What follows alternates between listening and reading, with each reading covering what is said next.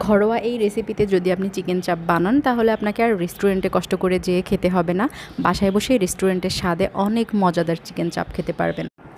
আমি এখানে চিকেনের 2টা রান নিয়েছি এবং মাংসগুলোকে একটু কাট করে দিচ্ছি যেন মশলাগুলো ঢোকে। তারপর আমি যত ধরনের বাসায় থাকা আপনার স্পাইসিস আছে সবগুলো আপনি এর মধ্যে দিয়ে দিবেন।